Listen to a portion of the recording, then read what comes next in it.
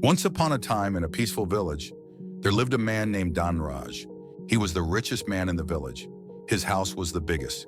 His fields stretched as far as the eye could see. He owned cattle, gold, and everything that money could buy.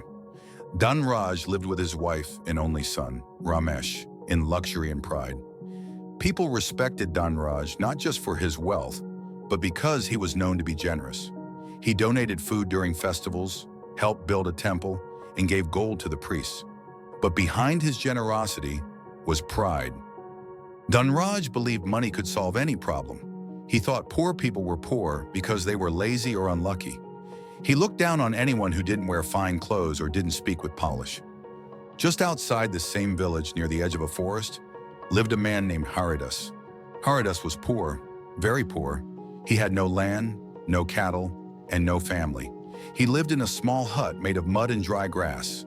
Every day he would walk into the forest, collect firewood, and sell it in the village for a few coins. He wore old clothes, walked barefoot, and ate simple food. But there was something different about him. Haridas always smiled. He never begged, he never complained.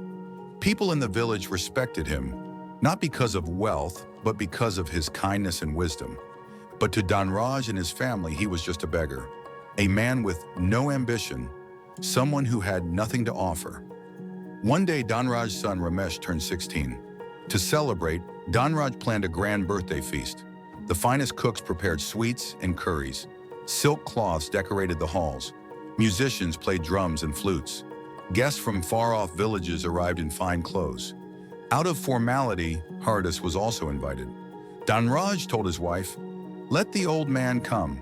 That way, people will say we are kind, even to beggars." When Haridas arrived, wearing his same old clothes and holding his wooden stick, many guests looked at him and laughed quietly. Ramesh leaned over to his father and whispered, "Why is he here?" Dhanraj replied with a smirk, "Sometimes we invite people like him just to look generous." Haridas heard it all, but he didn't react. He quietly sat at the end of the hall, smiled at everyone, and waited patiently. After the meal, Ramesh walked around to greet the guests. As part of the tradition, he asked for blessings from each elder. Everyone said, "May you be rich like your father," or "May you grow in power and wealth." But when Haridas's turn came, he simply said, "May you learn the value of life, even without riches." Ramesh blinked. "What does that mean?" he asked. Haridas smiled. "You'll understand in time." Dhanraj laughed loudly. "This poor man thinks he can teach my son something about life. My son will go to the best school in the city and become greater than me." Haridas replied gently, "Some of the greatest lessons don't come from books. They come from life itself." The guests chuckled and the moment passed. But life, as we all know, doesn't stay the same forever. A few months later, a terrible storm struck the village. The river overflowed, flooding Dhanraj's fields. His cattle were swept away. His grain warehouses collapsed. And as if that wasn't enough, thieves took advantage of the chaos and stole whatever gold he had left. Within a few days, the richest man in the village became penniless. His friends stopped visiting. The same people who once bowed to him now avoided eye contact. Dhanraj, his wife, and Ramesh had no choice but to move into a small hut near the village. No servants, no cooks, no silk clothes. They had to cook their own food, fetch water from the village well, and sleep on the floor. Ramesh, who once wore golden bracelets and rode horses, now wore cotton clothes and struggled to light a fire just to make tea. One morning there was a knock at the door. It was Haridas. He stood there with a kind smile, holding a small bundle. Inside were rice, vegetables, and a couple of old blankets. "I heard what happened," Haridas said. "I brought these for you. Don't worry, I'll teach you how to live simply." Dhanraj lowered his head in shame. He had no words. Ramesh looked at Haridas and asked softly, "You don't hate us after how we treated you?" Haridas smiled. "Why would I hate you? Life is the best teacher. Some lessons are easy, some are hard, but we all must learn." From that day on, Haridas came often. He taught Ramesh how to chop wood, grow vegetables, cook simple food, and live in harmony with nature. He shared stories about great kings who lost everything and saints who found joy in simple living. Ramesh listened closely. He watched Haridas closely.